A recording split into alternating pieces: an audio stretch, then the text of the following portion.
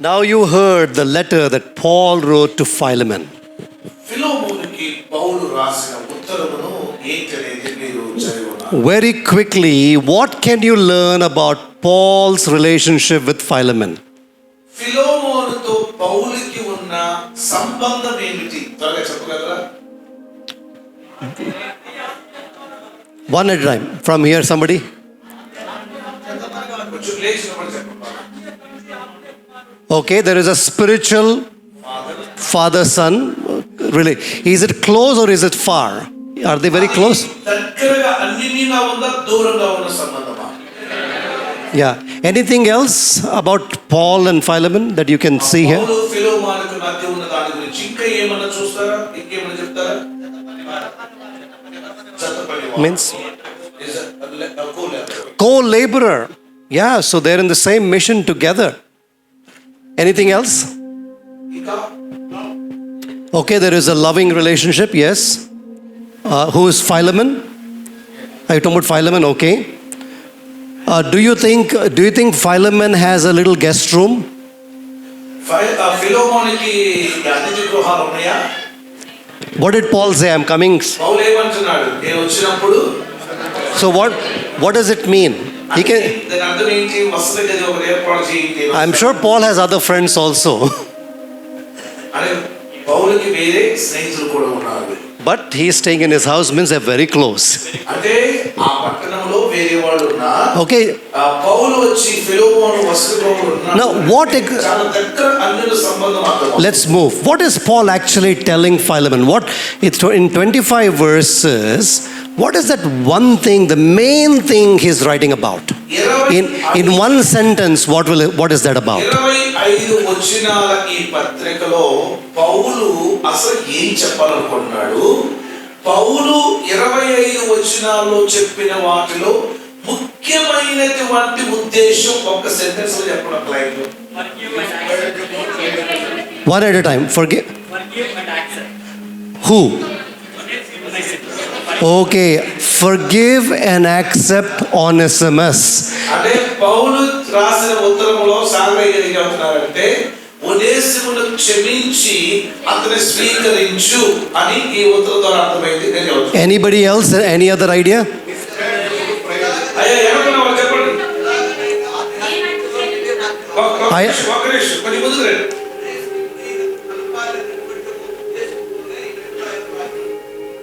Okay, reconciliation. The idea was to reconcile Philemon and Onesimus. That was the idea. And because of that idea, he writes a letter. Yes.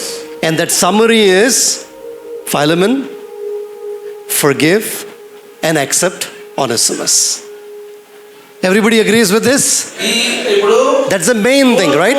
కోల్పోయినటువంటి సంబంధ అనుబంధమును మరలా ఒనేసిముకు ఫిలోమోనుకి తిరిగి కలపాలన్నటువంటి ఉద్దేశంతో ఈ ఉత్తరం రాశారు. అది ఎలా అంటే క్షమించి అంగీకరించుట ద్వారా వారు మరలా సమాధానపరచబడతారు.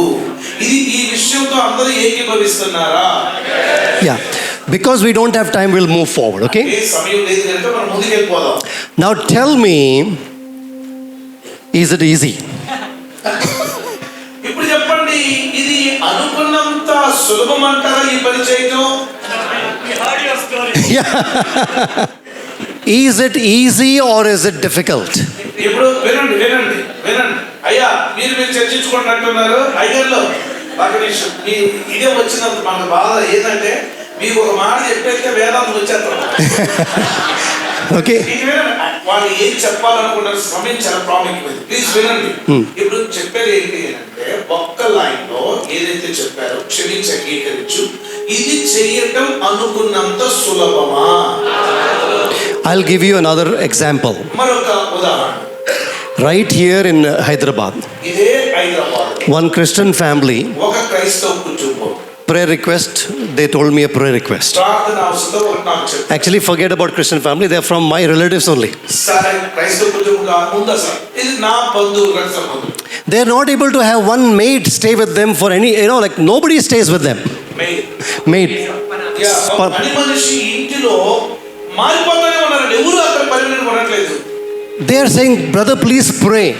బ్రదర్ మీరు బాగా ప్రార్థన చేయండి అంటున్నారు నన్ను. But every time I go to their house, నేను వాళ్ళ ఇంటికి వెళ్ళినప్పుడల్లా the way they talk to the maid, ఆ పని మనిషితో వారు మాట్లాడేటువంటి the way they treat the maid, ఆ పని మనిషిని వారు ప్రవర్తించే విధానం almost like a donkey or a buffalo. అది ఎలా ఉంది అంటే మన గేదెలు కానీ లేకపోతే గాడిదలు కానీ గాడిదలు ప్రవర్తిస్తారు అలానే ఉందండి. So who will stay with you? అలా ప్రవర్తిస్తే ఎవరు ఉంటారండి ఇంట్లో? So when somebody tells them, accept them, forgive them and treat them like a co-laborer, it's very radical kada మన కల్చర్లో. మన సంస్కృతిలో ఆల్రెడీ తప్పు చేస్తున్న వ్యక్తి మరలా వస్తే క్షమించి అంగీకరించి జత పనివానిగా చేర్చుకోవటం ఏంటంటే అసంభవం. Now let me tell you something else. 2000 years ago, the Roman law, slaves were a property of the master. They had no political, legal powers. Philemon could actually send him back to jail. Legally, it will be acceptable. A Roma government అయితే ఉందో అక్కడ మనం చూసినట్లయితే బానిస అనేవాడు యజమానుడి యొక్క ఆస్తి లాంటి వాడు జీవితకాలం. అటువంటి చట్టపరమైన న్యాయపరమైన హక్కులు యజమానికి ఉన్నాయి. ఇప్పుడు ఏ పౌలైతే ఒనేసిమును ఫిలోమోను దగ్గర పంపాడో ఇప్పుడు ఈ ఒనేసిమును మరలా జైలుకు పంపించిన చట్టం అంగీకరిస్తుంది. ఎందుకంటే అటువంటి చట్ట న్యాయపరమైన హక్కులు తన ఇంటిలో ఉన్న బానిస గురించి ఆ యజమానుడికి ఉంది. So Philemon has all the legal power to do that.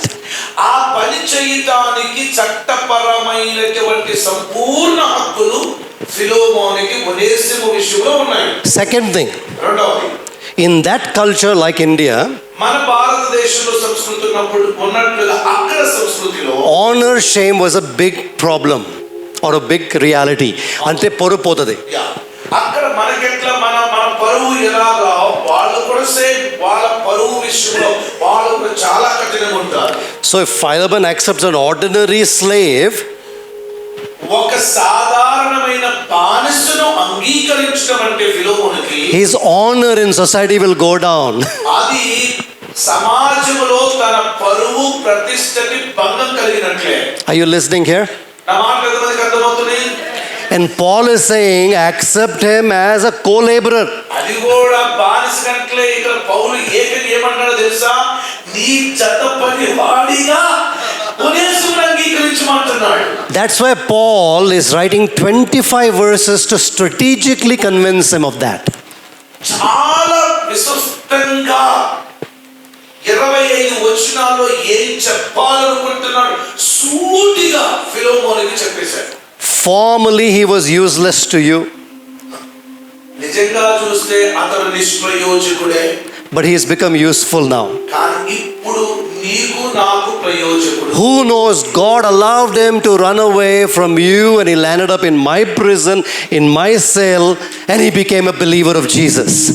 ఇది దేవుడే కార్యం చేశాడని ఎందుకు అనుకోకూడదు? నీ ఇంట్లో చేయకూడని దొంగతనం చేసేసి పారిపోయి వచ్చి ఇప్పుడు జైల్లో పడి నేనున్న జైలుకే వచ్చి నేనున్న సెల్లోనే అతను ఉండి నా ద్వారా రక్షించబడి ఇప్పుడు రక్షింపబడిన విశ్వాసిగా తిరిగి నీ వద్దకు రావడం దేవుడు అనుమతించాడని ఎందుకు అనుకోకూడదు? I have so much work, Philemon. I have to write letters to so many people. I have a lot of work. I can easily employ him. I can easily recruit him as my team member. Mark is already there with me. Luke is already there with me. Demas is already there with me. I can employ one more person. He can help me in some things. But I think he has to come back to you because you guys need to get right. నేను ఈ ఒనేసిమును ఎక్కడైనా ఉద్యోగంలో పెట్టుకోగలను. నాతో పాటు అరిస్తార్కు ఉన్నాడు, దేమా ఉన్నాడు, లోకా ఉన్నాడు, తుకికు ఉన్నాడు, చాలా మంది ఉన్నారు. వాళ్ళు వీళ్ళు కూడా ఏదో పని ఇచ్చేసి ఎక్కడైనా పెట్టుకోగలను. నేను అతనికి ఇవ్వగలను మరియు నేను ఉత్తరం రాస్తే ఎవరైనా అతను యాక్సెప్ట్ చేస్తాను. కానీ అతడు నీకు ప్రయోజనకరమైన వాడు. But I don't want to force you. కానీ నేను నిన్ను బలవంతం చేయను. But I appeal to you. కానీ నేను నిన్ను వేడుకొంచు ఉన్నాను. Think about it. ఒకసారి ఆలోచించు. Think about it. ఆలోచించు. Accept him. అతను అంగీకరించు. He is my heart. అతను నా హృదయం. I can use him. అతను నేను వాడుకుంటాను. But I think if you use him, కానీ నువ్వు వాడుకుంటే, and if he is with you, అతను నీతో ఉంటే, that will bring much more glory to the gospel of Jesus. మరింతగా దేవునికి మహిమ తీసుకొస్తుంది. Right? Now that is the power of the Bible. ఏమండి, పరిశుద్ధ గ్రంథం యొక్క శక్తి అడలి. Historians say చరిత్రకారులు చెప్పేది, Onesimus became a bishop of one of the early churches. ఆదిమ సంఘ చరిత్రలో ఒనేసిము ఒక బిషప్గా పనిచేశాడు. Because God gave him a second chance. ఎందుకంటే దేవుడు ఒక రెండవ అవకాశాన్ని ఇచ్చాడు. Paul gave Onesimus a second chance. పౌలు ఒనేసిముకు రెండవ అవకాశం. Philemon gave him a second chance. ఫిలోమోను కూడా రెండవ అవకాశం ఇచ్చాడు. That's the power of the gospel of forgiveness and reconciliation. సువార్తలో ఉన్నటువంటి క్షమాపణ, సమాధానపరచుకునే యొక్క శక్తి ఇదే ఉన్నది. And that is the gospel Jesus asks you and me to proclaim, first with our lives, then with our words. ఇలాంటి సువార్తను నీవు నేను ప్రకటించాలని యేసు ప్రభువు మనందరినీ కోరుతున్నాడు. మొట్టమొదటిగా అది మనలో జరగాలని, రెండవది మన ద్వారా అది జరగాలని దేవుడు కోరుకుంటున్నాడు. One of the greatest requirement in the body of Christ today is for unity, forgiveness and reconciliation. క్రీస్తు శరీరం అనే సంఘములో ఉన్నటువంటి అత్యంత ప్రాధాన్యమైనటువంటి ఏంటి అంటే ఐక్యత, ఈ సమర్పణ మరియు ఈ సమాధానం, ఈ క్షమాపణ ఉండాలని దేవుడు కోరుకుంటున్నాడు. Husbands and wives forgiving one another. భార్య భర్తలు ఒకరినొకరు క్షమించుకోవాలి. Believers forgiving one another. విశ్వాసులు ఒకరినొకరు క్షమించుకోవాలి. Parents and children forgiving one another. పిల్లలు ఒకరినొకరు క్షమించుకోవాలి. Brothers and brothers forgiving one another. సహోదరులు సహోదరులు క్షమించుకోవాలి. Brother and sister-in-law forgiving one another. సహోదరులు సహోదరులు ఒకరినొకరు క్షమించుకోవాలి. Mother-in-law and daughter-in-law forgiving one another. అత్తలు కోడళ్ళు ఒకరినొకరు క్షమించుకోవాలి. It needs to start with the church first. ఇది మొట్టమొదటిగా సంఘము నుండి ప్రారంభం కావాలి. We need to become the visible expression of the invisible kingdom of God. నీవు ఈ బాహ్యముగా కనబడేటువంటి దాని ద్వారా కనబడని దానిని లోకమునకు చూపించే వ్యక్తిగా మనం మారాలి. We need to be recognized as people who love Jesus enough to forgive one another. ఒకరిని ఒకరము చాలినంతగా క్షమించుకోగలిగిన వారము అని లోకమునకు తెలియజేసే చాటి చెప్పే వారముగా మనం ఉండాలని మన యేసు కోరుకుంటున్నాడు.